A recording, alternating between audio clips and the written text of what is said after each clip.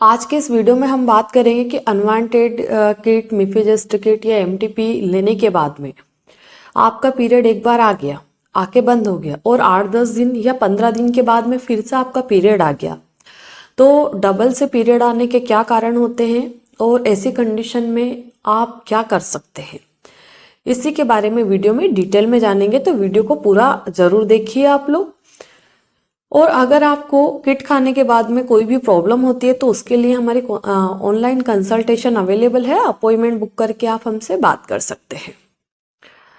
हम बात करें कि अनवांटेड किट या मिफिजेस्ट किट या कोई भी एबॉर्शन की दवाइयाँ महिला कब लेती है, जब उनको अनवांटेड प्रेगनेंसी हो जाती है। अभी वो जो प्रेगनेंसी हुई उसके लिए तैयार नहीं है, उसको वो कंटिन्यू नहीं करना चाहती है, तो ऐसी कंडीशन में महिलाएं सबसे बेटर ऑप्शन लगता है कि हम दवाइयों के थ्रू एबॉर्शन को कंप्लीट करें।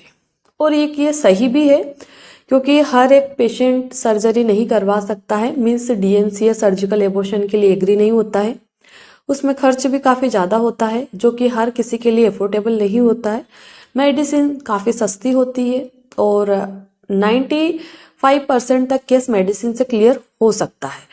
वो एक बात अलग हो जाती है कि महिलाओं ने दवाई गड़बड़ ले ली, बहुत अर्ली स्टेज पे ले ली, अपनी मर्जी से खा ली, तो वो एक अलग मैटर हो जाता है। बाकी अगर आप डॉक्टर के सलाह से ले रहे हैं और सही तरीके से ले रहे तो आपको कोई प्रॉब्लम नहीं ही होगी। पर जो लोग बहुत ज़्यादा एक्सपर्ट बनते, अपना आप ही डॉक्टर बनते, वो सोचते हैं कि हम तो डॉक्टर के पास काहे को जाए, किसी का भी वीडियो देख के दवाई खा लेंगे, डॉक्टर को कौन फीस देगा। तो ऐसे ही पेशेंट बहुत ज़्यादा प्रॉब्लम में पड़ते हैं। तो आप लोगों से बिल्कुल रिक्वेस्ट है कि आप जब भी मेडिसिन ले तो एक बार ही डॉक्टर से सलाह ले, अपनी मर्जी से कुछ भी ना करें, क्योंकि अगर आपका केस बिगड़ गया तो बहुत ज़्यादा प्रॉब्लम आपको हो सकती है। और ऊपर से मानसिक तनाव जो होता है वो तो सबसे ज़्यादा होता ही है। पेशेंट खाना पीना सोना सब कुछ भूल जाता है ना। तो ये तो हो गई एक अलग बात। हम आते हैं अपने मेन मैटर पे कि अनवांटेड किट या कोई भी एबॉर्शन की दवाई खाने के बाद में आपका पीरियड आ गया, 5-7 दिन 10 दिन चला भी, उसके बाद में ब्लीडिंग बंद हो गई।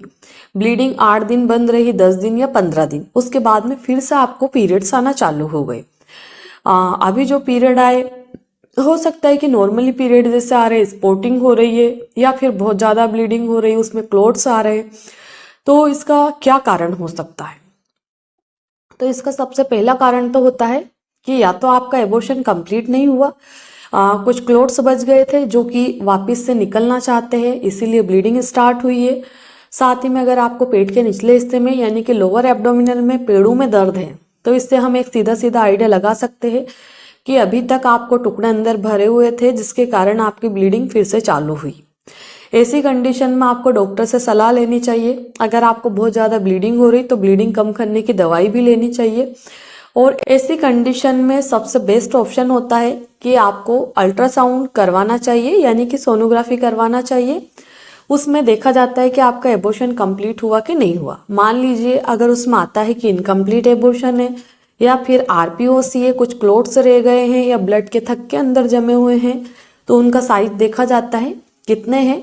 अगर मान लो मिनिमम आ रहे हैं या 20, 25, 30, 40 mm तक के आ रहे, तो उसको हम दवाई से क्लियर कर सकते हैं।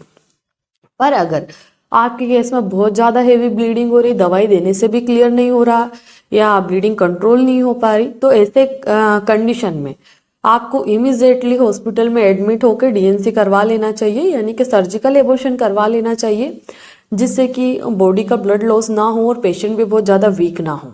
क्योंकि ये प्रॉब्लम आपको सुनने में तो बहुत आसान और बहुत इजी लग रही है, पर जिस पेशेंट के साथ में होता है उससे पूछिए कि उसका कैसा एक्सपीरियंस रहा है इन सब दौर से गुजरने का। तो आप बिल्कुल सतर्क रहिए, जब भी एबॉर्शन की दवाइयाँ लेना है डॉक्टर से कंसल्ट करें। और इसके बाद में कंफर्मेशन बहुत ज़रूरी होता है कि आपका पीरियड मेडिसिन लेने के बाद में आ गया फिर बंद भी हो गया, तो हमको कंफर्म भी करना है कि एबॉर्शन कंप्लीट हुआ कि नहीं। ऐसा नहीं, बहुत सारी पेशेंट ऐसे रहती है कि बस उनका तो पीरियड आ गया, 4-5 दिन आया, ब्लीडिंग बंद हो गई, फिर वो तो इतनी खुश हो जाती है कि चलो मेरा तो सब कुछ क्लियर हुआ, और पता चल रहा है कि अगला पीरियड नहीं आया। फिर प्रेगनेंसी टेस्ट करवाते, अल्ट्रासाउंड करवाते, तो ऐसे में 2-3 महीने की प्रेगनेंसी उनको निकलती है। तो बिल्कुल भी पीरियड आने के बाद भी निश्चिंत मत होइएगा कि हमारा तो सब कुछ क्लियर हो गया। ये बहुत बड़ी गलतफहमी होती है पेशेंट की। जब भी आपकी ब्लीडिंग बंद होती है तो 10 दिन बाद एक प्रेगनेंसी टेस्ट करिए। अगर वो नेगेटिव आ जाता है तो इससे हम ये क्लियर कर सकते हैं कि बच्चे की ग्रोथ अभी आपकी बॉडी से रुक गई है, ठीक है।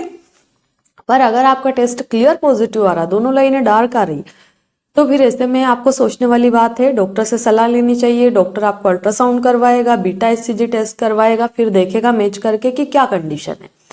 और मान लो अगर आपने 10 दिन बाद प्रेगनेंसी टेस्ट किया और उसमें एक लाइन डार्क, दूसरी बिल्कुल लाइट आ रही है, तो फिर आपको 7 दिन बाद फिर से एक टेस्ट करना चाहिए जो कि नेगेटिव आपको बता देता है। पर आप कितनी भी बार टेस्ट कर रहे हो और हर बार क्लियर पॉजिटिव आ रहा है, तो इसका सीधा सीधा मतलब है कि अभी तक आपका केस क्लियर हुआ कि नहीं, मतलब आपका केस क्लियर नहीं हुआ है, ठीक है। इसी में से एक और सवाल निकल के आता है, बहुत सारे लोग पूछते कि मैडम हमारा तो पीरियड भी आ गया, प्रेगनेंसी टेस्ट भी हमारा तो नेगेटिव आ गया, तो अब आप बताओ हमारा एबॉर्शन कंप्लीट हुआ कि नहीं।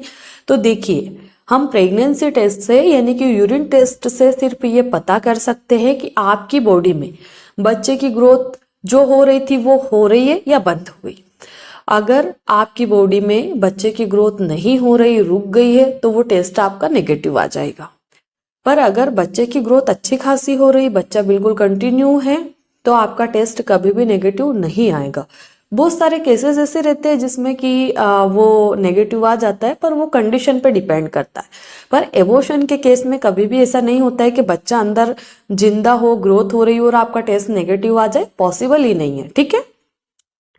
तो आपका एबॉर्शन के बाद की दवाइयाँ लेने के बाद दोबारा पीरियड आना सबसे मोटा मोटा ये दर्शाता है कि आपका एबॉर्शन कंप्लीट नहीं हुआ, जिसके कारण आपको फिर से ब्लीडिंग हो रही। तो ऐसी कंडीशन में आपको बहुत ज़्यादा ब्लीडिंग हो रही तो ब्लीडिंग रोकने की दवाइयाँ ले सकते हैं। बाकी डॉक्टर से सलाह लीजिए, डॉक्टर अल्ट्रासाउंड करके देखेगा, उसके बाद में जो भी प्रोसीजर रहती है वो डॉक्टर खुद डिसाइड करेगा, आपको डिसाइड करने की ज़रूरत नहीं है। अगर इस से रिलेटेड आपकी कोई क्वेरी है या डिटेल में जानना है तो अपॉइंटमेंट बुक करके आप मुझसे बात कर सकते हैं। धन्यवाद।